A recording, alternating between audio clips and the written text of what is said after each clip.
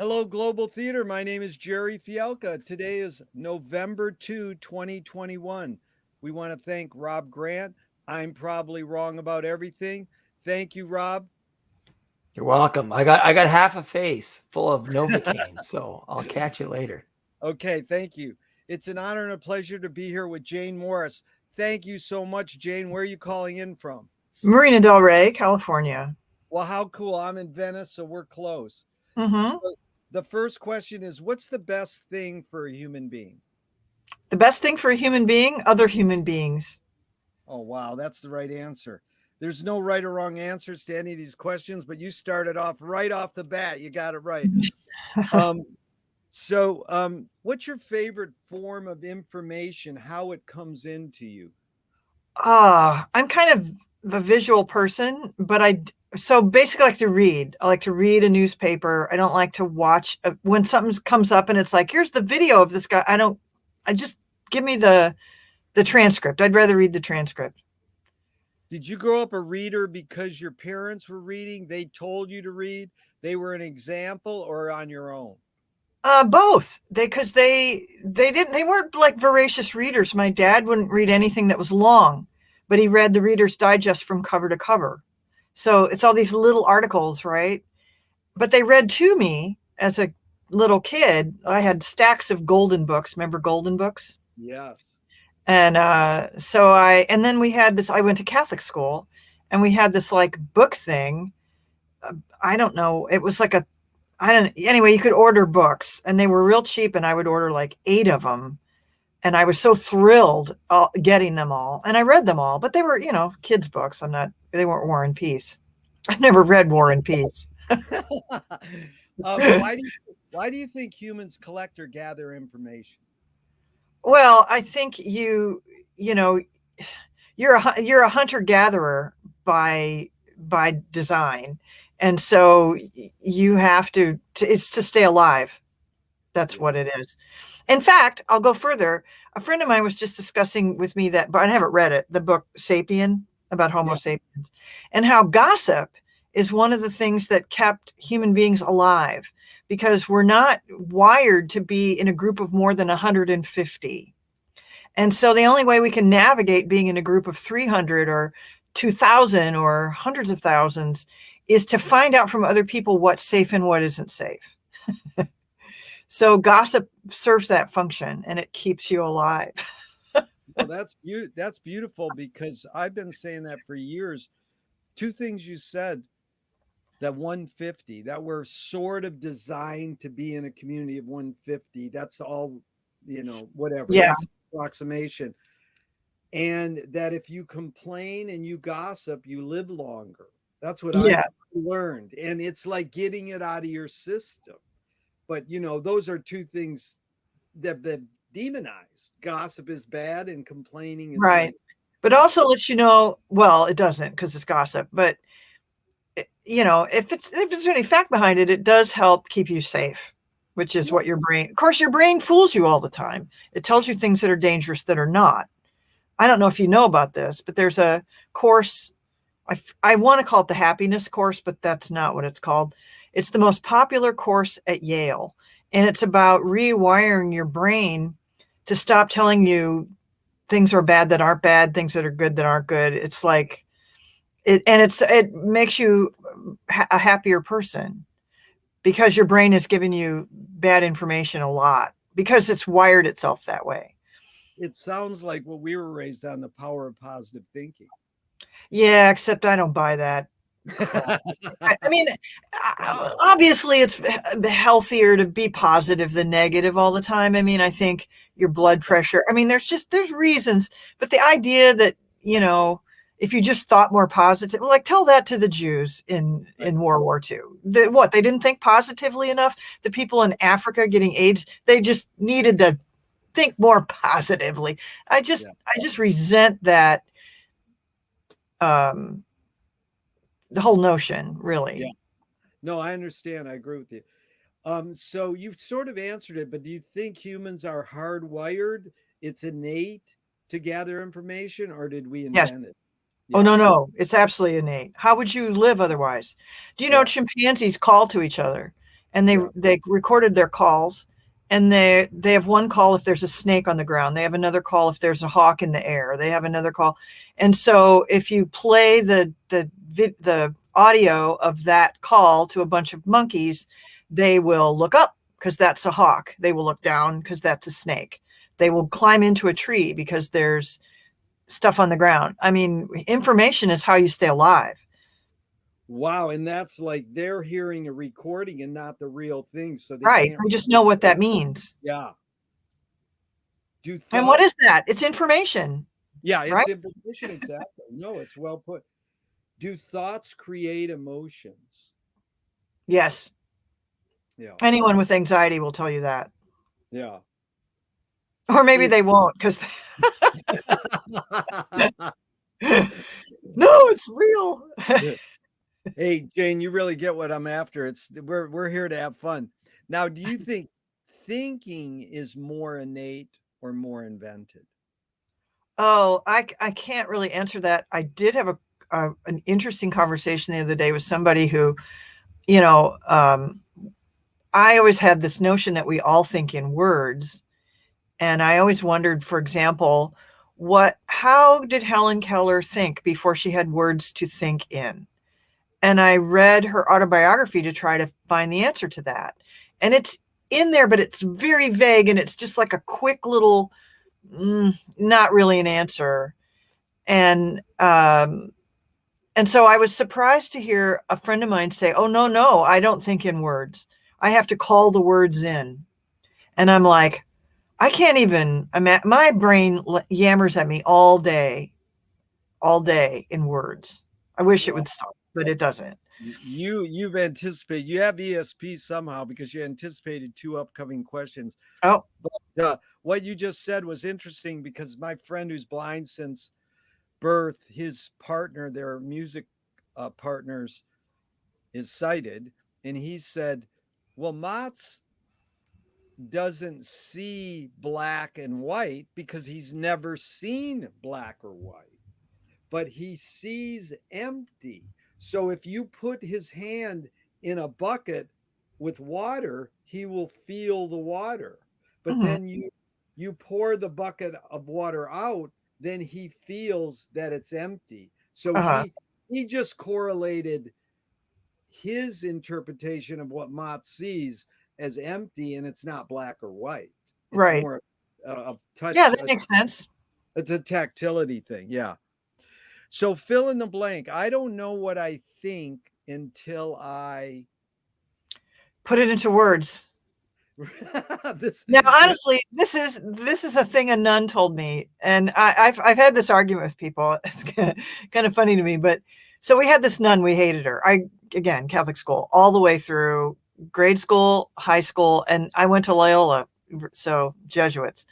Yeah. So anyway, this nun, she had replaced a nun we loved, and so we automatically already hated her.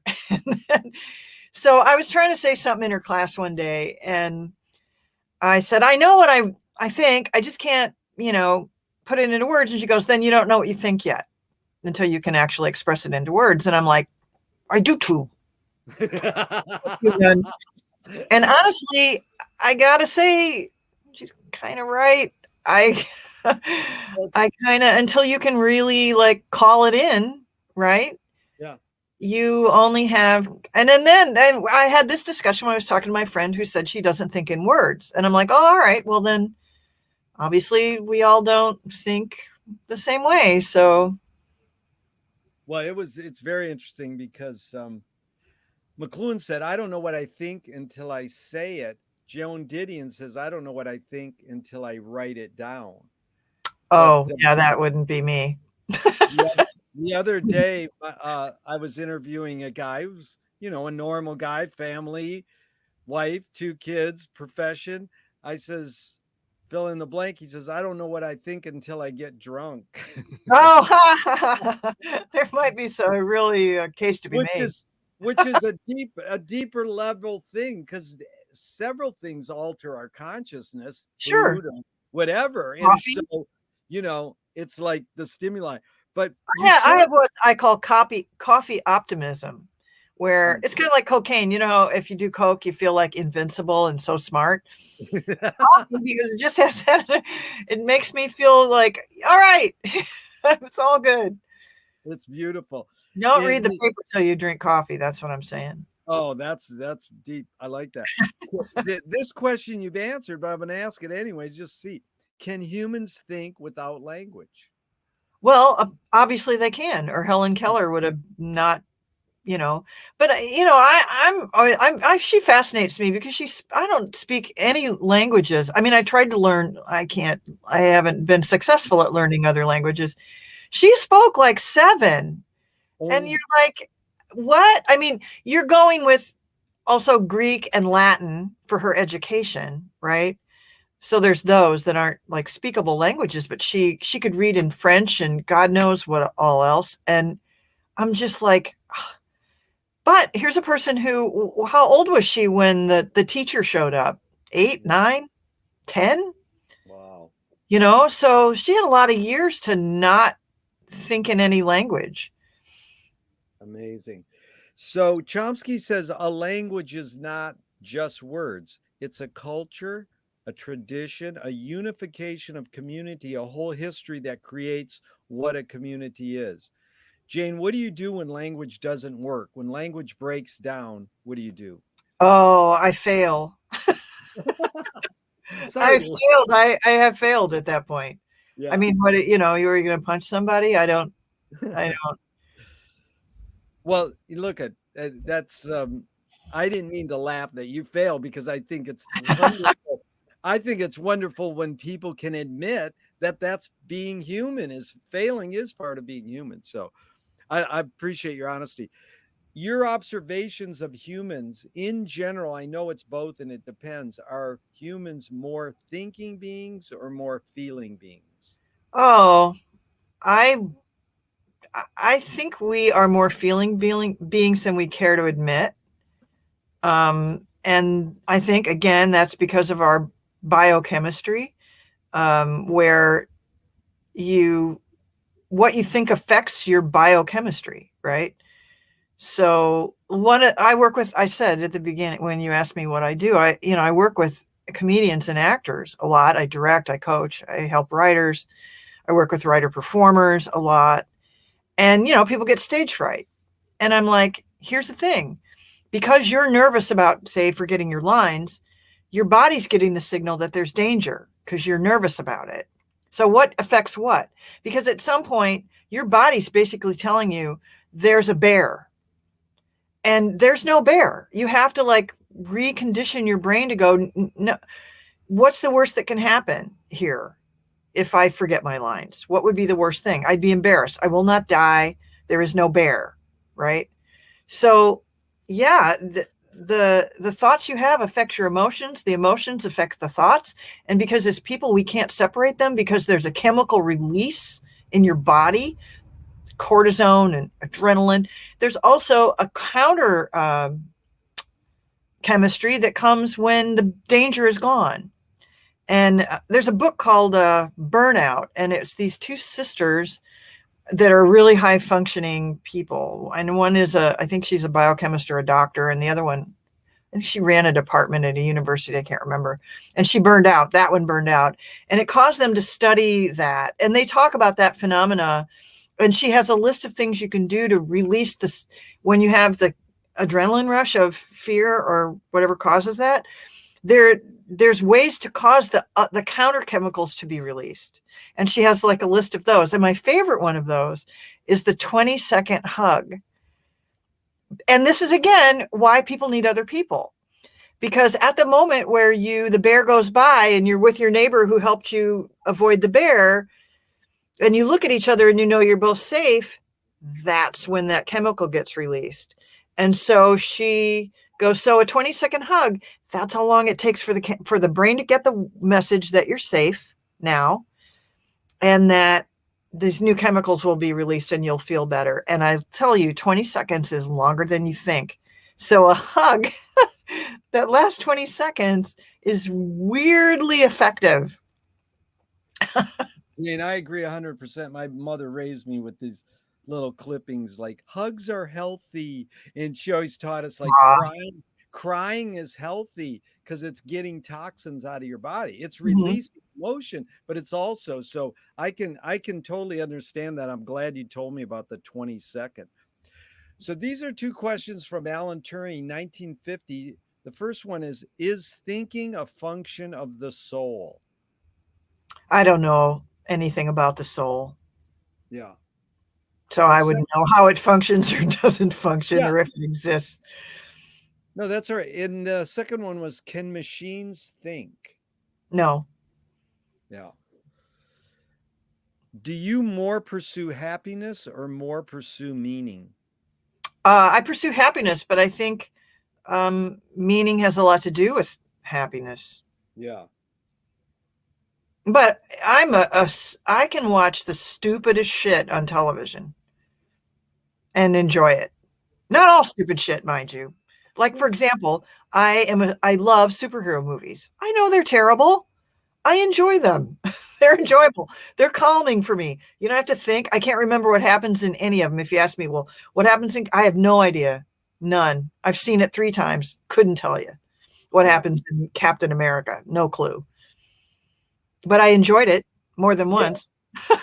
That's amazing because that's McLuhan made that distinction between one of the distinctions between entertainment and education is whatever pleases us, we learn more from. So you're probably learning from them, but it's set up. The form is that you can feel like you're just vegging out and relaxing, and you're not like in this situation where it's a theater and you're following a script and you're teaching the actors or whatever. So it's Yeah, I have it's to pay really close attention when I do that.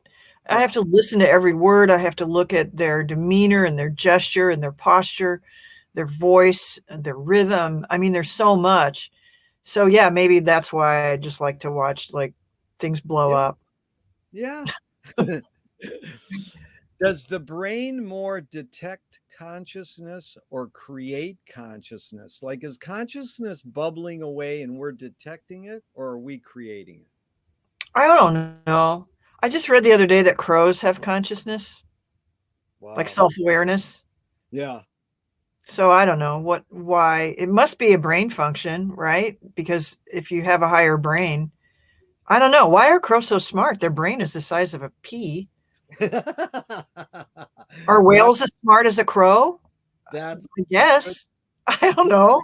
these are good questions. And What is again, we're smart anyway? yeah, what is smart anyways? Yeah. And again, this is just your hunch. That was good. And answering a question with a question is one of my favorite things. That's, that's what this series is all about, inventing new questions. So what is speed faster, speed of light or speed of thought? Oh, I would say light. Audre Lorde, the poet, says you can't dismantle the master's house using the master's tools. Yvonne Rainer responded, said, you can if you expose the tools. What new tool do you suggest? An Allen wrench. That I don't know. is a great answer. Usually people go, you mean to dismantle the master's house? I was like, I just throw these cutesy His actual quotes. house? A Yeah, sledgehammer. no, and Alan Rich, that's good. No, I just throw these cutesy quotes in, and then they don't have to relate. You put all the Or makes sense. yeah, or makes sense, and they yeah. So, what do you worry about when you go to bed at night? Oh, well, it changes. So it could be like something I'm working on that is having an issue. But more likely, because I've spent the last I don't know how many years watching my parents decline, taking care of my dad during his decline, taking care of his mother. My mother, that went on for 20 years. Jeff's brother recently, just like what can go wrong? And is this it? Yeah, Like that little pain, that weird little, is this the beginning of, I can't remember what happened yesterday. Is this it? Is this how I'm going to go? My neighbor Rose, who I've been very close with over the years, I've lived in this house forever, has dementia now. And I just, she's gone. yeah. she's not gone, but she's gone. Yeah. That's what I worry about, like what that's going to look like. Oh my God. Because I'm at that threshold, so. Yeah. No, I'm going through it right now. My dad died of some dementia or forgetfulness. And, here I am, late 60s. He lived till 95. Yeah. But I know it's kicked in the last year, some element of it. And they, I went to the doctor and they did a test. They go, no, you're fine. I'm like, what? I was happy that the doctor said, I passed the test. But people say, well, don't worry. If you forget your keys, that's okay. That's normal. But if you forget what your keys are for. Yes. Or what a key is, or yeah, the word for key. Right. So McLuhan learned from the poet Ezra Pound that artists, filmmakers, comedians, writers are the antenna of the race. They're broadcasting and detecting the hidden psychic effects of our inventions. So, we don't know what superpower movies do to us. We want to think we do, but basically we embrace them, and there's hidden psychic effects that are probably affecting us also. So McLuhan would say, well, we can look to the artists to broadcast reveal these hidden psychic effects of our inventions to us so we can cope with what we don't like, but we still ignore them. Why? Why do you think people still ignore the hidden psychic effects, even though the artists are broadcasting them to us? Well, I think the broadcast is what draws people to the arts on every level. I mean, even pro wrestling, fake pro wrestling, right? I think that's what draws you, is the hidden psychic effects, and they're hidden, so we don't know like what draws us. You could sit around and go, well, why? I had a conversation with my son recently. He's 35, and he's our kid. So he's hung out with a lot of comics and improvisers and stuff too. He's in Chicago. And he's, he said all the younger improvisers that he knows, they're all into pro wrestling. Like that's their jam. I think they watch it because they find it amusing, the way I watch superhero movies. Right. I can't hold, I can't hold them to account. Do they ask themselves why? I bet they do, because it's part of their job to question that. To me, that's the mark of a bad artist, a bad comic, a bad whatever, is I'm just saying this stuff. Yeah, well, fuck off then, because honestly, you're on. I had this teacher a way long time ago. He had been a jazz musician turned Sufi. Yeah, He's a jazz musician, obviously, but he had this thing about like, you are filling someone else's time. What are you filling it with? right. And that's kind of how I look at these people. I'm like, what's your idea here? What's your goal here? Like, if that's all, if I'm just saying this stuff, then why don't we just let anybody from the audience go up on stage? Yeah. I mean, you could do that, but it would be horrible to sit through. Trust me. Trust me. I do trust you. Yeah. Are you more afraid of old ideas or more afraid of new ideas? Oh, it depends on what the idea is. Yeah. There's some really bad old ideas. Racism, say, would spring to mind. But I'm not necessarily afraid of new ideas. I think I welcome them. Yeah. But I think a lot of times I've noticed that in life, when we are defensive first. And it's, for example, if you're mad at me, and I don't know why you're mad at me, and you go, well, I'm going to tell you why I'm mad at you. And then you tell me. My reaction probably first, even if you're dead right, will probably be, me? Nuh-uh. And then maybe a second later, I'll go, oh, yeah. Oh, sorry, right? But the first thing is, whoop, what's he going to say? Is he wrong, or he's going to hope he's wrong? It's not that intense. But I think the same thing is new ideas. Why? Because we have to keep ourselves safe. our number one imperative is your brain telling you, is that safe? Is that not safe? I agree with you, because I think besides that, I think we're sort of hardwired, or want to have this tendency to doubt. Someone, Yes. oh, this works, like you said, 20-second hug. Like, I didn't want to doubt that at all, because I'm into it. But you could see where someone might go, Oh there, no. yeah. Yeah, there's others. So you could go for a run. That's one of them. And I'm trying to think. There's like 5. Running was one of them. The hug. Yeah. I can't remember the other ones. Uh-oh. What does that mean? Losing it. Can you conjure up your earliest memory ever, or one of them? I can, only because I thought about that when I was younger. And you want to hear it, or it's boring? Sure. Yes, yes, yes. All right. So when I was a little kid, my mother couldn't drive a car. She eventually learned to drive. And I come from a small town, and we had to take the bus around the little town. So we were waiting for the bus, and we were standing in front of the J.C. Penney's window. And there was a man who was doing the display in the window, and we were standing back by the window. And he like waved at me because I was like this cute little girl, right? I was like maybe 3. Here's how I know how old I was, or have an idea of how old I was. I have since seen the window's relationship to the ground. And it's like 3 feet from the ground. Right.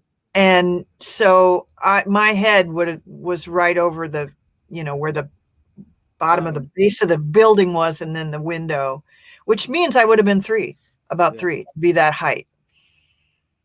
Really good. Is memory more a curse or more a blessing? It can be both. I can't say one's more I guess it depends on the life you've lived, right? Yep. My mother was raised in an orphanage where she was tortured by nuns. It was Jane Eyre, sort of. I don't know if you've ever read Jane Eyre. Not that when she's a child, it was like that, and worse in a way. And she had a good life from the point where she was 13 years old to older. But she talked about her childhood constantly.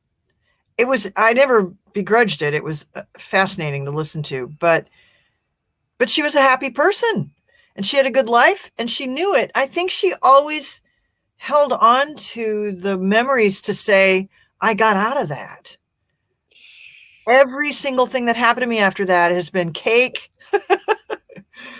Like she never thought she had tuberculosis in her hip as a little baby. And so she walked with a slight limp. One leg was shorter than the other. A lot of people didn't even notice, but her own brother would, in those days, a cripple was like, you just didn't want to be seen. Her brother wouldn't walk down the street with her. He had to walk behind her or ahead of her. And so she never thought she would marry. She never thought, and she got married. She had the happiest marriage. She wanted to have 2 kids, a boy and a girl. She did. She had everything she needed in life. And she was grateful. So I remember she lived to be 98. And in her later years, when she had to worry about what was going to happen to her next, which was pretty much a constant worry at that point, she would tell me, when I lay in bed at night and I have bad thoughts come to me, I just turn the page. Yeah. What a minute. And I had a friend that did the ayahuasca thing in Peru, and they told her, if things go south, turn the page. Just turn the channel. I'm like, oh, okay. Who knew my mother was an ayahuasca person? She wasn't. That was really beautiful, because it's almost like it appears that she didn't need a therapist. She self-therapied herself by saying, I had trauma. How can I get it out of my system? And I'll talk about it and get it out of my system. Yeah. Her brother, on the other hand, was a miserable fuck. Yeah. And, to the end of his life, as far as I know. Wow. And I think his childhood just ruined him. Wow. But her sister was more like she was, except her sister was dumb as rocks. Well, it's perfect. You're following the script like perfectly. And this question is, tell me, and you might have answered it, but you could elaborate as you will. tell me someone within your immediate family and then outside your immediate family who made an impact on you, and what specifically was that impact, just briefly. Oh my God, there's so many. Well, yeah, I would say my mother, certainly. I look just like her. I think what I just said about her is kind of, yeah, all of that impacts me a lot. And she also made life fun. Yeah. You know, she, like, Christmas was like Santa Claus lived at our house. It was amazing because she had none of that as a child, right? Yeah. So she made it magical. So there's that. And then, so I think I'm somewhat of a magical thinker as a result. Like, I'm an optimistic person as a rule. I see the good in people more than I don't. Yeah. I don't tend to, if I see what you're doing bad, you know, like what's bad about you, I don't make judgments about why. I don't, unless I absolutely know for a fact what your motivation is, I don't guess what your motivation is. Yeah. So there's that. Outside of that, oh God, there's been so many. I like to pick even one does injustice to all the others, you know, the ones in art, the ones in, you know, I learned my craft through my husband because he was getting it and I wasn't. Like, I am like Olive Oil in the Factory. Do you remember those cartoons? When Yeah. Olive Oil would get knocked out and then she'd be walking through the factory and all the shit is like flying behind her and in front of her and none of it hits her, but it hits Popeye trying to rescue her. That is good.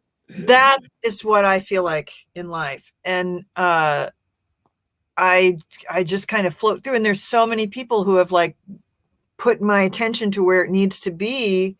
Yeah. Fred Kaz, who I miss every day, the jazz musician that was the musical director at Second City. That guy I mentioned before, the Sufi, Bill Matthew, who I forget what his, Aladdin, that's his name now. He taught me 2 lessons that just influenced my whole life. You know, like taking up other people's time, for example. And he did a thing that allowed me to access being able to write comedy that I couldn't do before. Yeah. And this is something Jeff and I argue about, actually, because what his thing was is at Second City, you had to take a newspaper article and go like, okay, find the irony. And then that's what you'd write the sketch about. And for me, I was like, I don't even know what you mean by irony. Like, I'm lost. And he said, take the article. How does it make you feel? Yeah. Now, a lot of times the answer is angry, right? But then if you just go a little further, like, well, why? There's your irony. What's irony? Here's Jeff's definition. It's the space between reality and the ideal. Yeah. And how far we are away from that.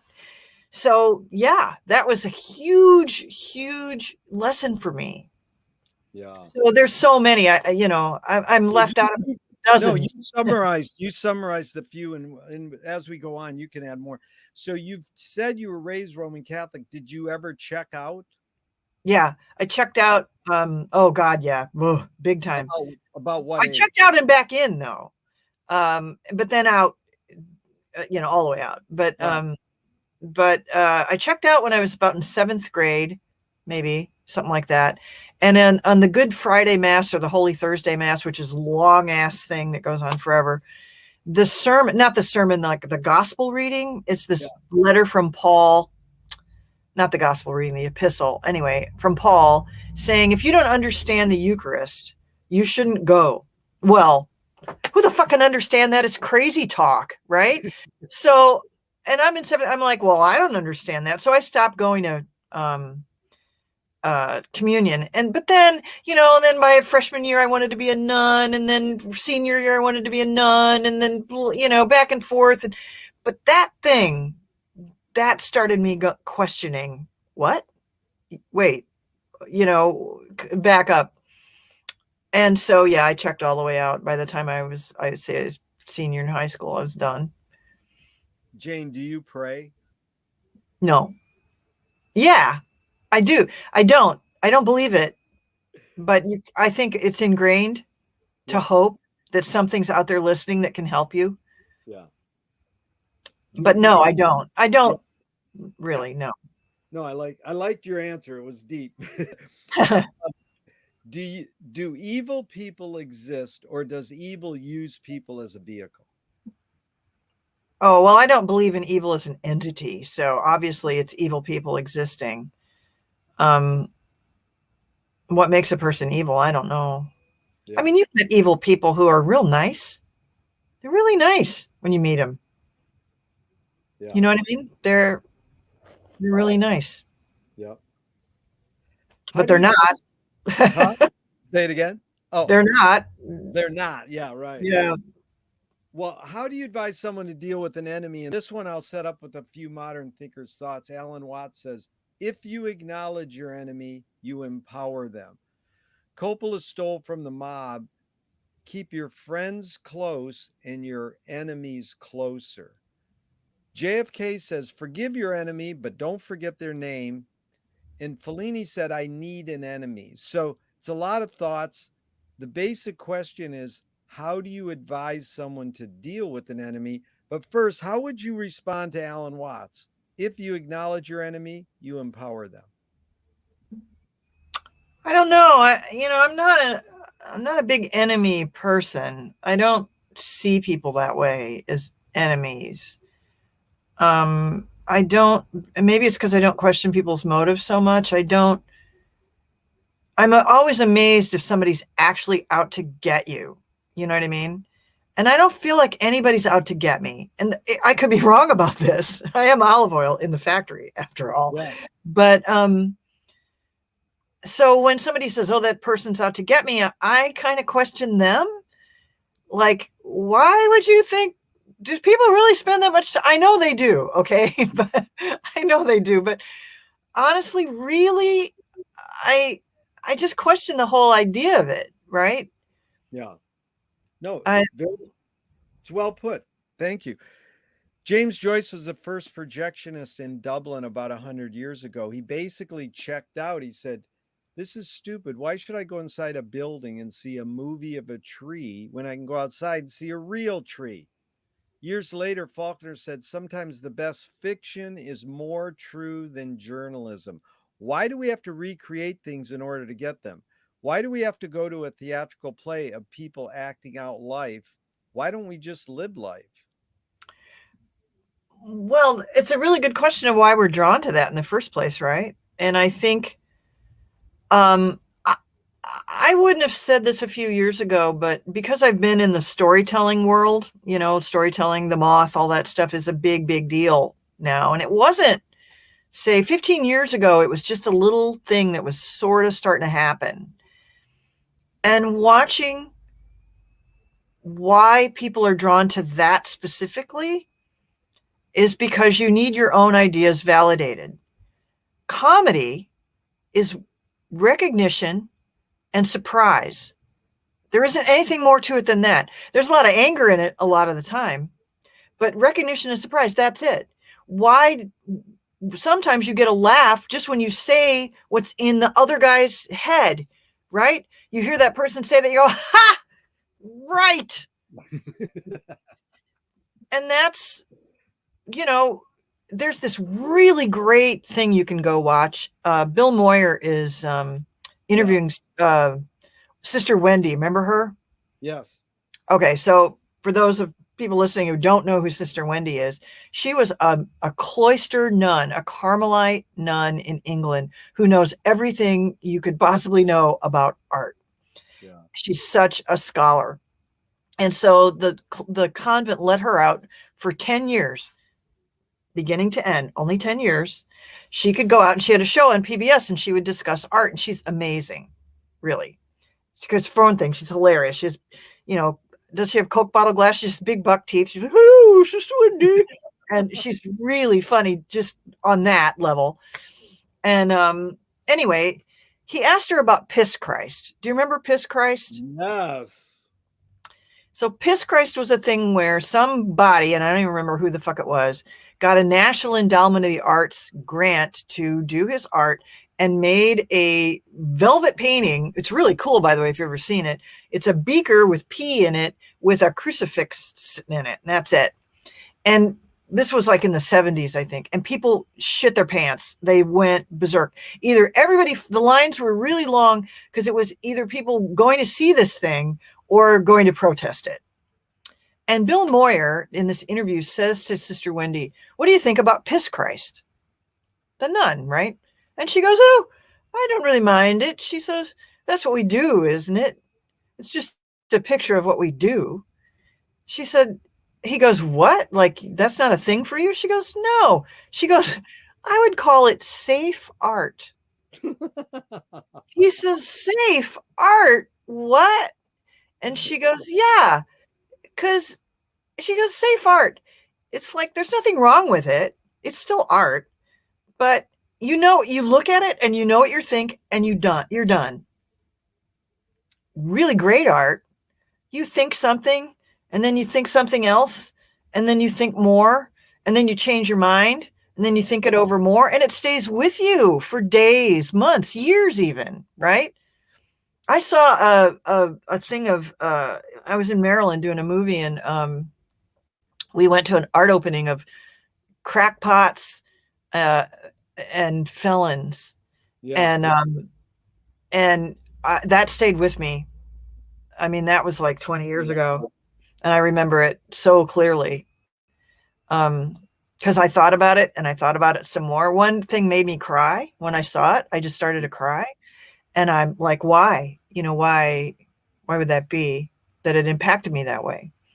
So anyway, long answer. Sorry. No, it was a great answer because it brought up one of my definitions of great art is it fucks your shit up and it says, I could do that. Or You're it like, validates your shit. It can it either way. validates. Yeah, that's It good. fucks it up or Yeah, it validates it. Yeah. Both are validates great. or yeah, validates. I should add that or fucks your shit up because but I like the element of I could go home and do that also. It's sort of like, well, I could do that. So that was good. I love that. Yeah, you went from Sister Wendy to piss Christ. That is an amazing I didn't. Bill Moyer did. I know, but for you to suss it out in that so It's on James, YouTube. You can watch it. It's yeah, great. oh yeah, I'm gonna watch Sister Wendy. And tell us the through line, like you're growing up. Are you watching TV? Are your parents taking you to movie theater? When did you find sort of your comedy heroes, your theater actor heroes that you went, oh, I want to do that? Like, just sort of walk us through. And then did you go to college? Sort of a little mini tour of how you got into. Well, my mother was fond of saying that I came with the television. Their television and me arrived in the house at the same time. And I certainly remember being parked in front of the television watching Jack Benny. Wow. But also Liberace had a show. It was on, like, it must have been a rerun, and it was on when I woke up from my nap, and I loved it. I loved his piano and his candelabra. So that, and then, yeah, we went to all the Disney movies, certainly, as a little kid. I think Old Yeller might have been the first movie I saw, traumatizing. And uh and then I just loved getting up on stage. I don't remember. Here's the thing. People, they have their career and they find their career and they find their way, blah, blah, blah. I feel really lucky because I never did that. I always just did what I wanted to do. And I don't know why I wanted to do it. I don't know where that came from. But from tiny on, I emulated people I saw on television. Jack Benny, Jerry Lewis. I loved Jerry Lewis as a kid. I once walked home like Jerry Lewis for 3 blocks. Um, and like, and yeah, I did that. And then here's what happened. I can jump now and say that I wanted to be a musician. I played piano, and I really wanted to be a musician. Played piano and violin. And I was lucky, I felt, that I had ultimately that I had people around me that were really, really good at it. my little town that I grew up in was very artsy. I went to community theater. They had a children's theater thing every summer that was like, I was in fucking heaven, during that. Anyway, so I saw that I just wasn't cutting it. I could see that I wasn't as good as those people, and I never was going to be, because I worked really hard at it, and I got to a certain level and just stayed there. But there was something I was good at, and I could get a laugh. Then when I was in college, I went to theater. Then I was going to be a music major. And then by middle of senior year, I went, no, I'm going to do theater. Now I'm all in. I'm really happy now. I found my niche. And then I went to Loyola. I had an amazing theater department. I was trying to be an actor. And in junior year, I decided that I was no longer going to do any drama, because I never felt comfortable and I never felt real. And I always felt like I was acting, and it was just weird. But when you're doing comedy, if you're getting over or not. You either get a laugh or you don't. So if they're buying it. And I made a conscious decision to never do anything but comedy from that point on, including directing. So I had a conversation with a friend of mine, and we were talking about me as an actor and all this. She goes, but at that point I had started directing again. I directed way back, and then I stopped forever, and I started again. And she was like, don't you remember? She's like, I can't believe you didn't become a director. Don't you remember that the entire department would come whenever one of your scenes was up? And I'm like, oh yeah, that's actually true. So yeah, but then I went out and did comedy in the real world. And then it was in a couple of comedy groups. And then somebody saw me doing that. I ran a comedy club in Chicago. I'm the Johnny Appleseed of comedy clubs. I've opened like 7 of them, 6, I don't know. Yeah, so she saw me, and she was moving up from the touring company to the main stage company, and had to be replaced in the tour co of Second City. She said, I haven't seen anybody that can do it, but you should audition. And that's, the rest is history, so to speak. And now I do drama all the time in movies. Yeah, because the full circle is you played Liberace's mom.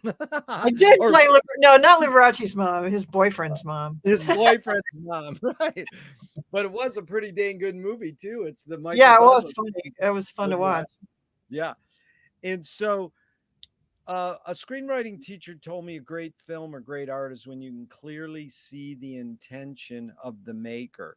Kubrick says the opposite. Great film is when you can clearly not see the intention of the maker. What role does intention play in your creative process? I think I'm sort of in Sister Wendy's camp, in the sense that I think your intention is really, really important. And I think of it all as sort of like a thesis statement. How do you set the mood for the audience to digest your thesis? However, once you do that, it's out of your hands. So it's up to the audience creates content. The audience creates intention. The audience does all that stuff. And it's this weird meeting in the middle. Like when I'm working with writer performers, I'm like, part of the reason it's fun to be in a workshop, or helpful to be in a workshop, is because when I read this thing to you that I wrote, the people in the workshop can go, well, I didn't get that, or what did you mean by that, or whatever. When you're on stage alone with an audience, which I have been a lot, it's actually a conversation. They're not actually talking to you, we hope, but they're involved as though it were a conversation. And sometimes you're not meeting, and being in a workshop helps you understand where you've dropped the ball, Now, how you fix that? Maybe you want the ball to be dropped. Like, that's okay. You just have to know what you're doing, which again is why I resent people who are like, well, I just want to say blah, blah. Yeah, well, fuck you. Anybody can do that. Just go to a bar then. Go to a bar. Yeah. Jane, you touched on the next question perfectly. Is Duchamp says there's no art without an audience. How much are you thinking of your audience when you're writing a piece? I don't think of anything specific. I think about what I want to make them feel or understand, or both. That's kind of, there was, another thing just flitted through my mind that was actually really pertinent, and it just flipped back out. So if it hits me, I'll say it. Well, wait, that was a great word. Fling? Flip. It just flipped right out. Like it just did a backflip in, and like a gymnast going down the. Well, what did you ask me? Wait, ask me the question again. What was your question again? How much? Because it's right there. How much are you thinking of your audience when you're writing your piece? When I'm writing my piece, yeah, I'm not. Yeah, it won't flip back in. Yeah, maybe it will. We'll see. Because we'll see. Actually interesting, because Ruth Draper, who I'm sure you're familiar with, she did monologues, like one person shows many years ago. Mm-hmm. She said the key is to bring the audience up onto the stage and into the scene with you. It is they who must give you even more than you give them in the way of imagination and creative power. I agree. How does one accomplish that? Well, you just put your best shot out there. You can't plan that, you can't plan that. I just directed a show that's running right now. We're doing it at the Fanatic Salon, and not to plug the show, but Fanatic Salon, Sunday, 7:30. And it's about the sexual abuse spectrum, but it's a comedy, Edna. And wow, I mean, it is that exactly. I have no idea how the audience is going to respond to it. None. And every audience we've had has been different. And all I can do is go, well, this is what we're trying to say, and this is how we're saying it. And the rest is up to you, Bob. Yeah, that's it. Once the artist creates their art, it's no longer theirs, it's the audience. So they can misinterpret it or not. Yeah, I had so I did a one-person show called All These Things Are True, but some of them didn't happen.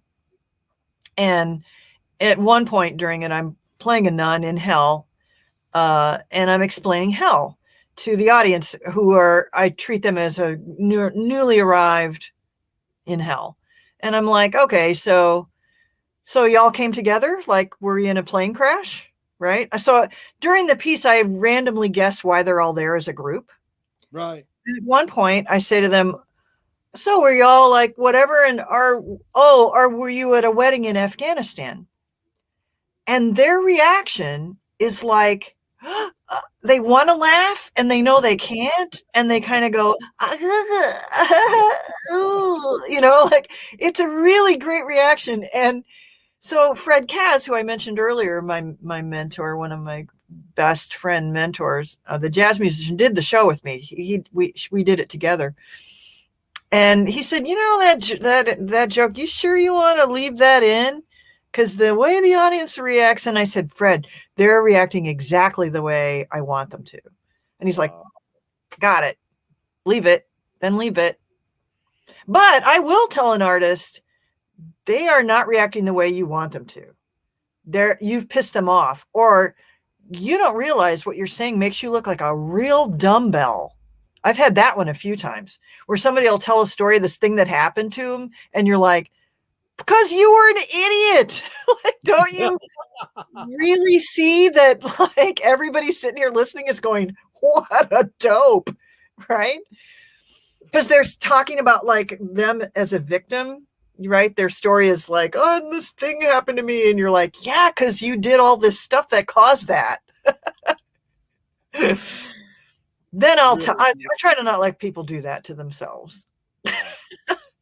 It's really beautiful, Jane. And I appreciate you talking about Fred too, because he was so much on my list. And I almost interviewed him once and I didn't get him, but I said, anybody who sells heroin to Lenny Bruce, I want to interview. I know he's much more than that, but it was way more than that. Yeah. Just that little anecdote was like, holy moly. So what is the function of laughter? I don't know. It seems to be automatic, doesn't it? Like it's really, what one of my favorite things is when you laugh helplessly, like when you start laughing and you can't stop. And like, I'll name one of the things that did that to me. And I'll laugh. Botched Jesus. Do you know what I'm talking about? Where that lady in Spain tried to fix this painting on a pillar of Jesus.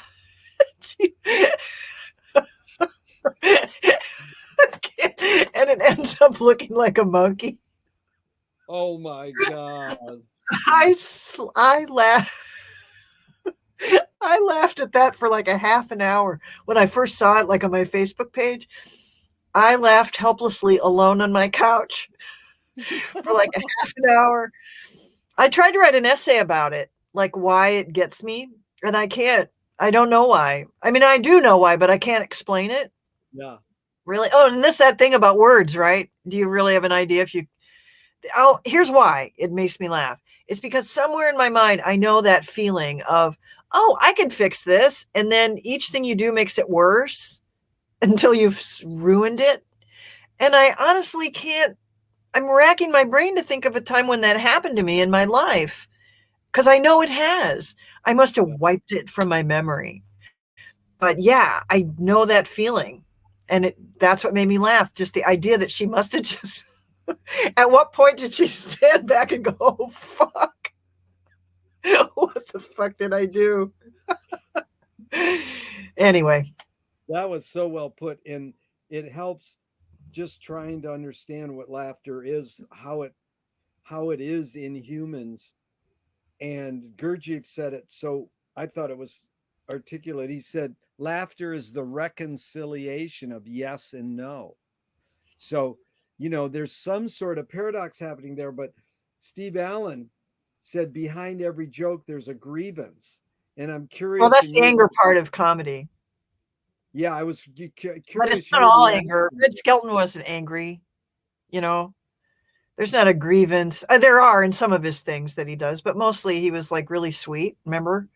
Yeah. Gertrude and Heathcliff, and it just it's not particularly angry. Yeah. But I think there's a lot of anger in comedy. Yeah, because there is a grievance in it. Yeah. It's a very interesting statement because I don't like the word every, because behind every joke is a grievance is a little extreme, but yeah, of course it is. That's why Steve Allen said it, because he's trying to get to the root meaning of it, Uh-huh. So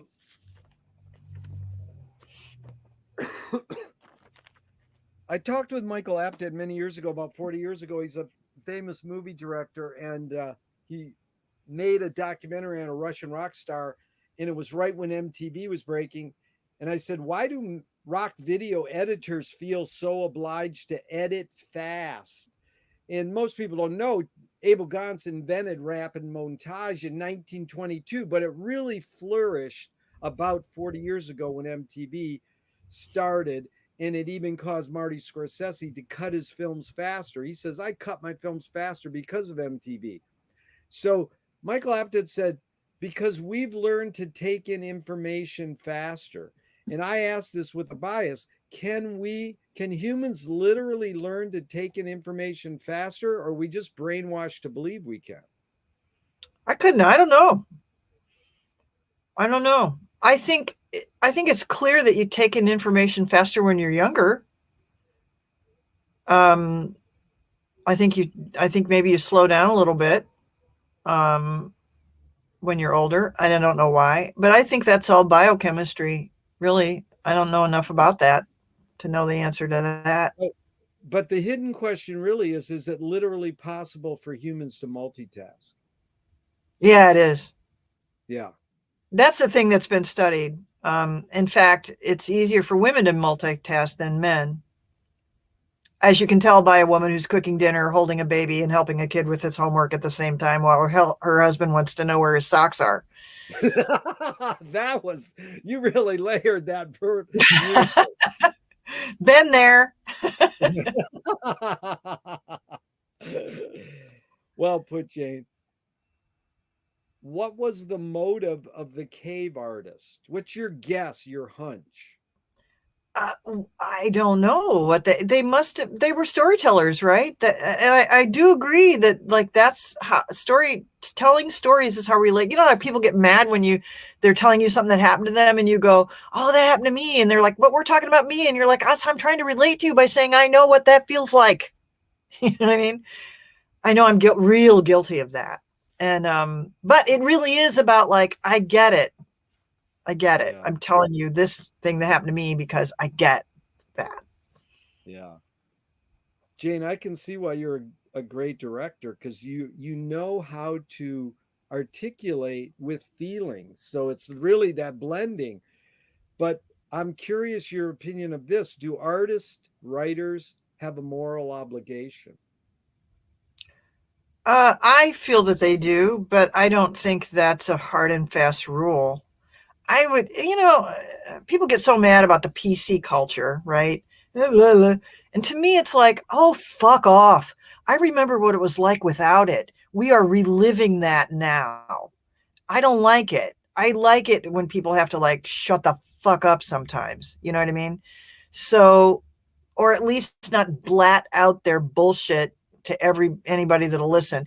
So I don't know. I don't know. I would hope. I would hope. Again, one of my teachers was like, "What are you filling somebody else's time with?" Yeah. And to me, that's a moral obligation. But okay, Oh, I also have this. I kind of have a smart, funny scale that I go with. So here's the thing we're working on, right? If it's really, really smart, it doesn't have to be very funny, right? And if it's really funny, it doesn't have to be very smart. A fart joke works great. I love a fart joke. But what I would love is this, the smart and the funny way up here at the same time. That's what I would like. So that's kind of my rules of engagement. If it's really funny, well, yeah, come on. But sometimes things are really funny to some people that are really ugly. And yeah, I don't care for that. boy, Jane, I'm curious for you to say you've worked with a lot of the greats. Who who have you seen pinnacle that merging smart and funny? George Carlin, Wow. um, well, certainly Lenny Bruce did. I think for all the fuss about Dave Chappelle, he does. Um, uh, I'm trying to think. There are a lot out Yeah. there. That their work is just. And at Second City, we were taught really that that's what we're supposed to be doing.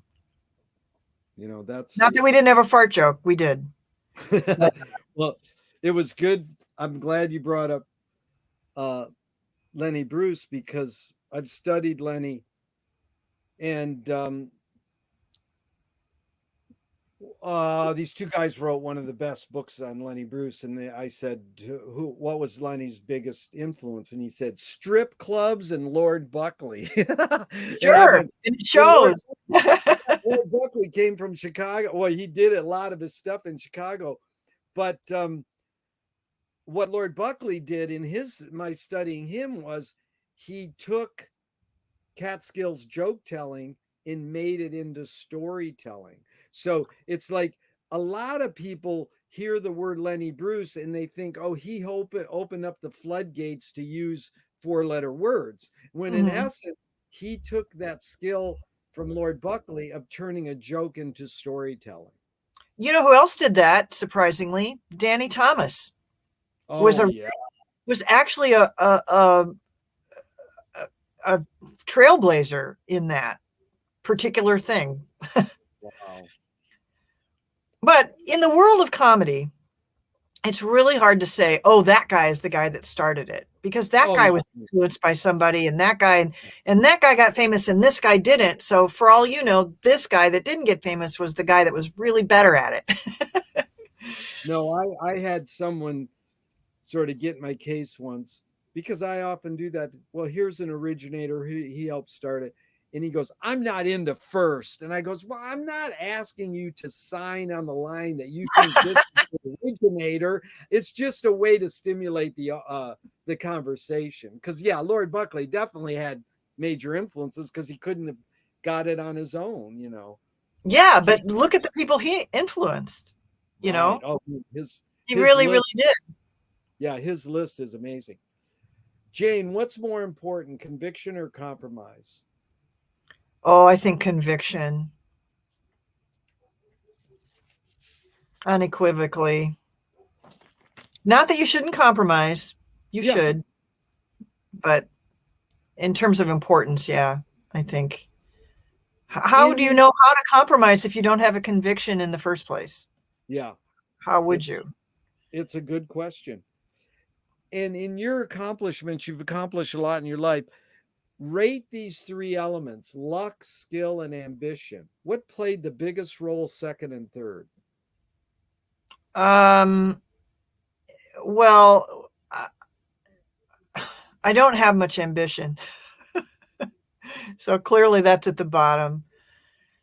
Skill, I think, is at the top because that's how I got anything I got. And my lack of ambition is why I'm living in a shack in Marina del Rey. And luck, yeah, there was some luck, but not. Sometimes I feel like I had more bad luck than good luck, actually. So, yeah, skill has to be it. That's good. I like, but when you say I'm living in a shack in Marina del Rey, but are you happy? Yeah. Yeah. That's what matters. Yeah. I haven't always been, and I do have my moments where I go, fuck, damn, I should have had a better career than I had. And that's true. I do believe that's true, but I don't care. Yeah. I don't care. I did care. I don't care so much. Yeah. So you touched on this earlier. It's interesting. T.S. Eliot said that poetry is outing your inner dialogue. What language is your inner dialogue in? It's in it's a visual language, but it's with words. Yeah. So I actually, like, if you write something and it needs to be worked on, I look at it like a piece of sheet music. Wow. So I can see the rise and fall of it and the rhythm of it, what ought to go where. Really good. So George Manupelli is one of my heroes. He started the Ann Arbor Film Festival 60 years ago, and cinema's only 130 years old. So it's pretty amazing. Experimental film's been explored that long. And his mantra was, ignore yourself. Jonas Mekas says, there is no self-expression. And the jazz pianist Cecil Taylor says, I'm just a vehicle, and this stuff just comes through me. So this question, of course, it's both, and it depends, but is art making, comedy making, theater making more self-expression, or more you're a vehicle for whatever technology or culture is dominant? I think it's the former, that it is your self-expression. I don't think people approach it as some vessel or vehicle. Yeah. That might be true of, I think that is true of a lot of musicians. I heard was it an interview with Charlie Watts or just something written about him that no. There's a whole thing on Netflix about drummers. It's really great. I saw that. That is good. Yeah, it's really great. And he talks about how, he lets the drums tell him what to do. And that's somewhat true of improvisation, because your function is to serve the other player or serve the idea that's at play. And so in that sense, you're a vessel, but you're not an empty goddamn vessel. You're running everything through your own perspective and experience and knowledge. And, one of the rules of Second City is play to the top of your intelligence. What does that mean? It means your self-expression, what you have up here, right? So yeah, I think it's more self-expression than anything else. Can art But make I don't know. I don't. Some people just. I know people, and this fascinates me, who go, "What do I think will sell? I'll write that," and I can't even with that. But I yeah, know they do. I know it's out there. yeah.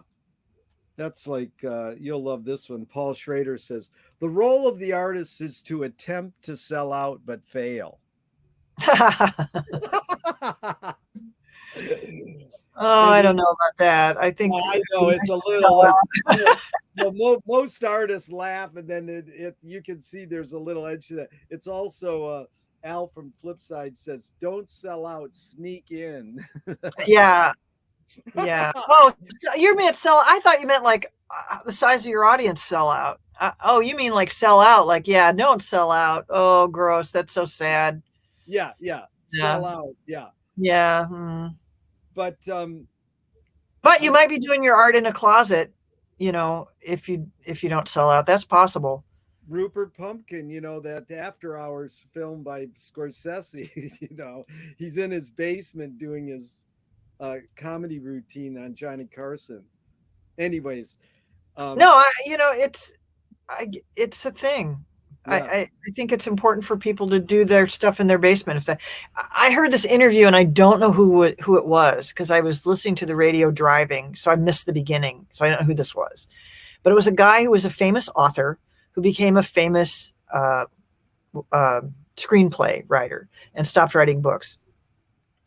So it wasn't Stephen King, but it was a famous author who hadn't written a book in a long time, and now had written another book. And the guy that was interviewing said, "What do you like better, writing books or writing screenplays?" And he, no pause, he goes, "Books," because when you've written a book, you've written a book. When you've written a screenplay, you've written nothing, unless somebody makes it into a movie. yeah, It's nothing. When you've yeah, written a book, it doesn't matter if no one ever reads it. You have written a book. yeah. It's very interesting. It can art making be egoless? I don't think so. We're not, I don't know any egoless people. I guess it could be egoless if there's people that don't have an ego. Yeah, We have ego is sort of it's such a loaded word. It sounds like a bad thing, and we all have it. It's not necessarily bad. It's how do you act on it? How much of it is in the way of other people? yeah, Does your ego squash other people or help other people? really Like well. if I didn't think I had opinions that mattered and helped, I couldn't help people, right? I mean, I have to have some kind of ego to be able to go, "I'll direct your show." Yeah, I directed a show last year before the pandemic, or not last year. It's been that long, right? yeah, Where I knew this woman, and I wasn't all that familiar with her work, but she said, "Would you direct my show?" And she sent me a video of it, and I'm like, "Well, I know how to fix what you're doing. I don't, I know how to fix that. Yeah, I'll do that. I can do that." yeah. Fill in the blank. Anger can be a productive emotion When you find the source of the anger. wow, that's heavy. I've never had that answer. Really? I think it's kind of obvious. What are the other answers? They usually say when, they don't go for the source. They go, what are you going to do with this? Oh, I'm going to do action, positive action or whatever. And, I'm always struggling with all my questions and wanting to reword them. And it used to be, can anger be a productive emotion? And Uh, they could simply say yes or no. And then they could elaborate if they want. But it was Susie's dad helped change it, and he's a social worker. And I sort of reviewed some of these questions, and he said, no, put it in that way. And then finally I would ask, it's been about 5-8 years I changed the way I asked the question.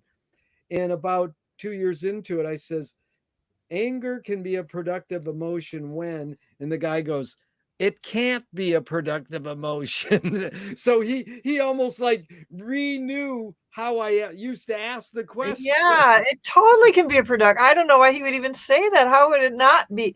it's remember earlier when I said my teacher that helped me understand irony by taking an article and you have to think about how that article makes you feel when you read it. And I said a lot of it's anger. It's the newspaper we're talking about here. You feel angry, but that doesn't get you anywhere. So you're angry. But if you can figure out why you're angry, why that specific thing makes you angry, then you can get somewhere. Yeah. Right. So, and I kind of, that's how I do things. It's that thing that makes me go, wait, what? Whoa, wait. And it's not always anger, but a lot of times it is. And then you go, but what, why? Like, why are you reacting the way you're reacting? And that's where you're going to sit down and write.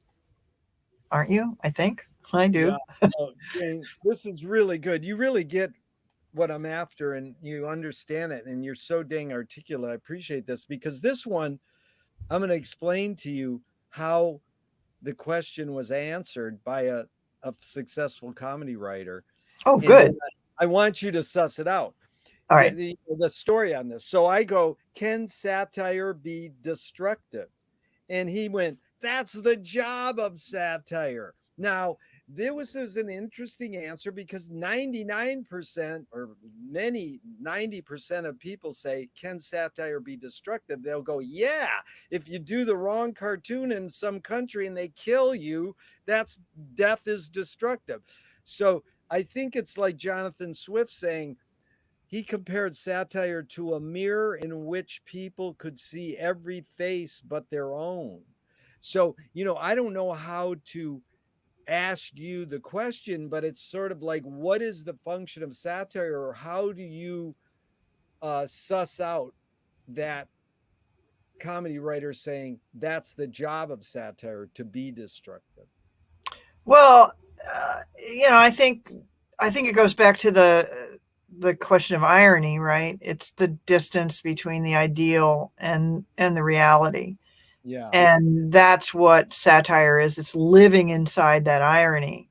What is it like to live there, right? And so that's, if you're, as a writer, that's what you're trying to examine, like how am I living here in this how does it affect my life, and how, this is such an old example. I almost hate to use it, but it helped me. Our director at Second City, who always knew what was wrong with something, but never knew how to fix it. He was always wrong about how to fix it. It took me a while to figure that out. But when he was talking about irony and satire and stuff, he said, so what you want to do is this is how long ago it was. This is when AT&T was still the only phone company, right? And it was being broken up. Was it Reagan? I can't remember. That broke it up, right? And so if you want to do a sketch about the breakup of AT&T, either you go all the way up the ladder to the president trying to make a phone call that won't go through, or you bring it all the way down to a family, each having a different phone company and they can't call each other, or whatever, your idea for the sketches, who knows. But I thought that idea that you would, take it up the ladder or down the ladder, but it's like, where's your heart and soul in that? Like, how does it affect you personally? That's a good place to start, right? So yeah, you have to find where the irony actually lives. I love Where's that. its house? Find its address. No, you explain irony so well, and then that's Jeff. That's Jeff. That's right. his. Right. Well, we give Jeff definitely, but satire is living inside irony. That is really well put. So here's another comedy thing, referencing the line that I first start with is, you create what you resist, or one creates what one resists. Bob Goldthwait morphed it into, you are what you hate. And James Joyce says, it's a curious thing how your mind is super saturated with the religion in which you say you disbelieve. In fact, Louis Buñuel said it well, thank God I'm an atheist. So how do you process this? You create what you resist. What you resist persists. Any ideas on that thought? I don't, because I don't know. I mean, Jeff gets mad at me because I'm so stubborn and resistant to so much. So I don't feel like I do that. Maybe that I create what I resist. I don't think I do that. Yeah. But I'm probably blind to the fact that I do. So, Well, it's interesting because here's another one that Bunwell said that I'm curious your reaction to. I'm for anyone who seeks the truth, but I part ways when they claim they found it. yeah, I guess. I don't know that I would yeah, because but that's just that's a safety issue with your brain, right? Right.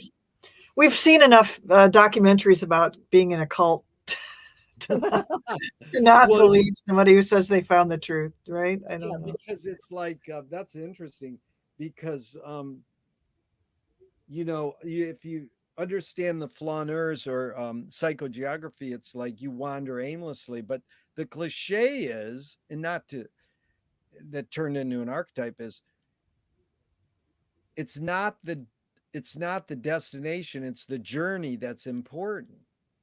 Yeah. So my question is why do you have to name a destination or seek a destination if the journey is more important?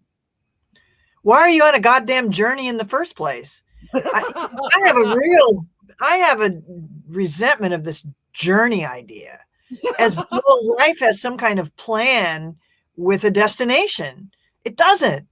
It Right. doesn't. It's all improv. All of it. All of it. God has a plan for you, really? Because if he does, that means his plan for you is to be comfortable sitting in Venice, but his plan for that lady down the block, that lady in Afghanistan who's selling her children to eat, that's his plan for her. Wow. Fuck that shit. No, I don't believe in any of that. I think, you're just doing the best you can most of the time. And it turns out however it turns out. And you have very little control over your larger destiny, like how you end up in life. You don't, yeah, you make bad and good choices, but you are olive oil in the factory. Yeah. So if God does exist, what would you like God to say to you after you die? Oh, good job. Here's some pasta. Heavenly. Is perception reality? No, no. I think we certainly sorry to make a pun, view it that way.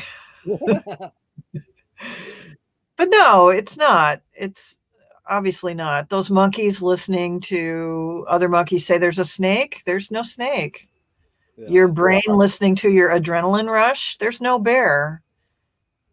You know? That's Lily Tomlin and Jane Wagner have the great line, reality is just a collective hunch. Yeah, kind of. And then physicists will tell you like we've made up everything. Some of them, French physicists, I'm told. Yeah. I'm like dreaming all of this apparently. I hope not, because well, who cares really? What I don't know. Can you forget to die? No. On what occasion do you lie? I think if I try not to lie, but I think if the truth is going to really hurt somebody, I will avoid telling them the truth if I can. Yeah. But sometimes you have to just be straight with somebody, Yeah. What's the most significant difference between men and women, physical aside? I think women's ability to multitask Yeah. is it's an actual brain thing. Women use both sides of their brain at the same time and men don't. Yeah. And that's why. So I do think that's kind of a thing. Why do you think women live longer than men? Because men are stupider. No, I don't know. I don't know why they do. Do they? I guess they do. Do they really though? I don't. Is that a Well, statistic? the statistic is men in America die at 74 and women die at 84. Oh, all That's right. scary. Well, maybe women are just holding out till they can have that precious time alone.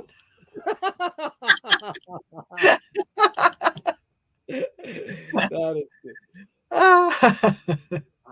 Jane, how do you find peace of mind? I have a few mantras that I use. One is right now, everything's okay, which is almost always true, even in difficult times.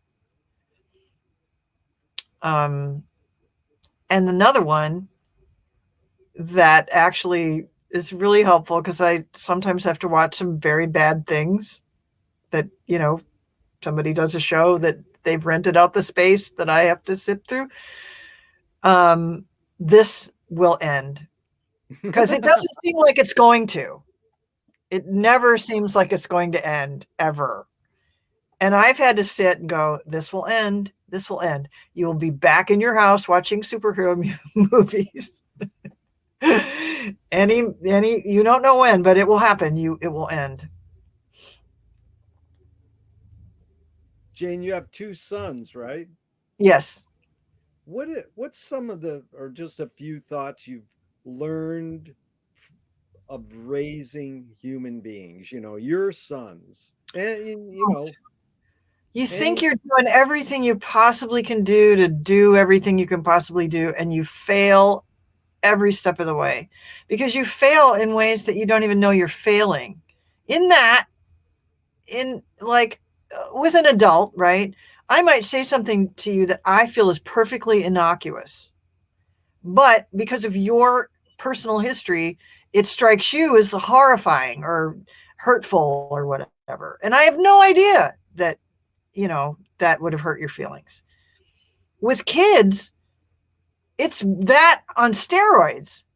So I'll give you an example. So we go to Disneyland and we went on a rainy day when there were like nobody there but us and this other family. And so we got to go on everything twice. And Gabe, the baby, was like just maybe going on 3, and the other one was 5. And so we were headed toward the Adventureland River. And, these are showbiz kids. They've been backstage. And so they know that movies aren't real, that the people are actors. They know all that. And they know that the things in the water are machines, the alligators and stuff, they're machines. And so we're going toward the Adventureland River, and the baby, how the baby like runs along, and I'm like I'm there. And then the older one, I'm really protective of him. And he was like, he's getting away. I'm like, I got it. He's like, he's getting away. And one step later, he was out, and he was just out of arm's reach, and he was beelining toward the Adventureland River. And right as he got to that little dock, the worker guy was like pushing the boat out of the way. So the baby shot right by him into the river, except his brother was right behind him and grabbed him and pulled him back. Oh my So he did not fall into the river.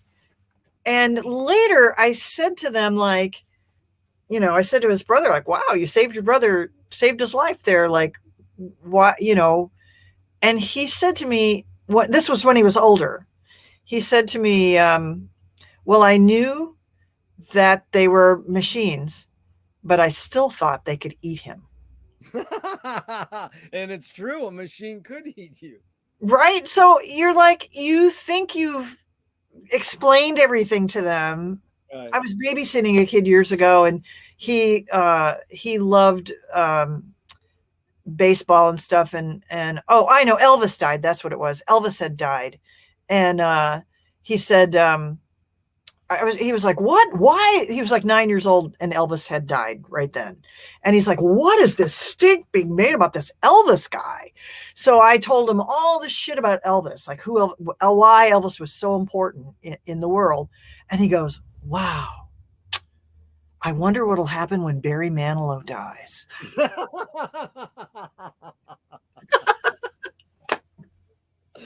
I told some kids that love baseball about the Star Spangled Banner, like what that song means. Yeah. And they go, later one day they said, tell us a story about the war at the ballpark. It's like you're dead in the water. You can't, good luck. Yeah. I tell kids, I say, I'll teach you my cultural icons if you teach me yours. Yeah. Good So one. we can learn, yeah. Well, Jane, it's gone 90 minutes, and that's what I asked for. Can we go another 10, or you got? Yeah, we're good. Okay. Let's do a couple more, and I really appreciate it. So Moshe Feldenkrais works with healing and movement. He says it's literally possible to identify a weakness and incorporate it to become a strength rather than we're normally taught to overcome a weakness. Tell me a weakness that you've turned into a strength. Oh, I don't know. I don't know. Have I done that? I must have. I do think that's a true thing. You know what I mean? I do think that. Well, I guess my inability to do drama turned into a career in comedy. Perhaps that would qualify. I'm not sure. I don't know, really. I do think I've done. Nothing springs to mind, but I'm sure that's true. No, that was a good one. If you were walking down the street today and you met yourself as a 12-year-old, what would you say to your 12-year-old self? Get a publicist. I like that answer. I've never had that answer. Should toilet paper go over the roll or under? It should go over. Why? Because now I didn't care, and I always thought it was a stupid argument. But then someone explained to me why, and I'm obsessed. I'm obsessed. When I was a kid, I loved turtlenecks, and then somebody said to me, I hate the way that feels on my neck, and I cannot wear turtlenecks. I'm very susceptible. So he explained that when the toilet paper goes back down the roll, I should get my hand in there, down the roll, you have to like grab around at the whole roll to like get at it. And you're getting your disgusting fecal fingers all over it. And so if it hangs down the front, you don't touch as much of it. Well done. If a publisher was to release your autobiography off the top of your head, what would the title be? Oh, I don't know. I don't have that one. What would the title be? Jeff, Fred said that Jeff's would be, he was a great guy, but he had no control. That's good. It was his epitaph on his tombstone. I like that. But this is your book. They want my book. I don't know. I don't know what my book would be. Okay, but I'm just saying, well, let's just continue. They want to scent the glue and the binding. What smell would it be? Scent the glue and the binding? Of your autobiography. It should smell like Swedish fish, and it should taste that way too, in case the crowd wants to eat it. If a statue was built in your honor, where would you want it displayed, and what would it be made of?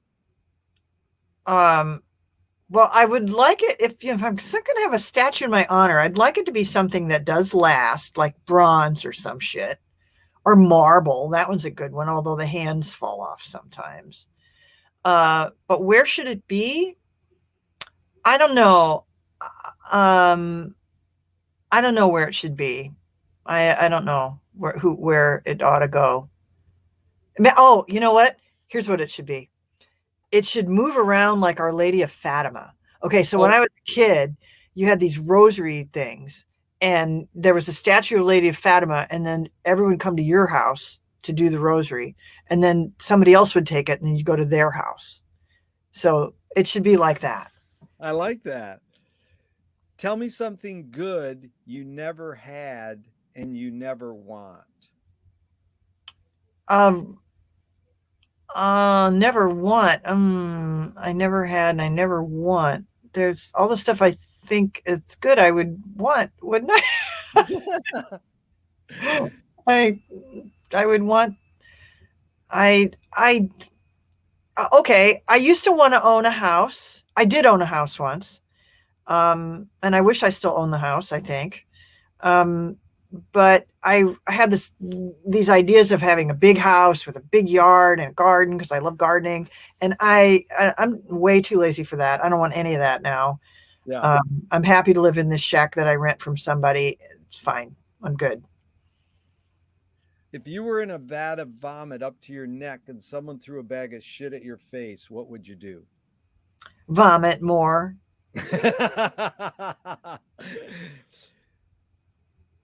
We're almost to the end, Jane. This has been fun. Joseph Boys, the artist, said, make the secrets productive. Lou Welsh, ad man and a beat poet, said, guard the secrets, but constantly reveal them. But it was Thornton Wilder, 1928, said, art is confession. Art is the secret told. But art is not only the desire to tell one's secret, it's the desire to tell it and hide it at the same time. You've laid your cards on the table for 90 minutes, and I'm grateful. I'm not insinuating you haven't answered this, but what's it really all about for you? To me, I think actually like to make people laugh. Yeah. I think it feels good. It feels better than anything. It feels better than crying. I used to do Late Night Catechism, that one person play that somebody else wrote, although I wrote the 2 sequels to it. And I was in the bathroom one day, and that show is really funny. It's really funny, and you laugh for 90 minutes during it, not pretty much nonstop. And I was in the bathroom before the show one day, and this lady came up to me and said, I just want to tell you, like an audience lady, I brought a friend of mine to see this show, and he's dying of cancer. And I brought him so he could just laugh for 90 minutes, and he did. And that was like great for him. And it's like, yeah, you don't know what's going on out there with them. And don't you want to just laugh for 90 minutes if you could?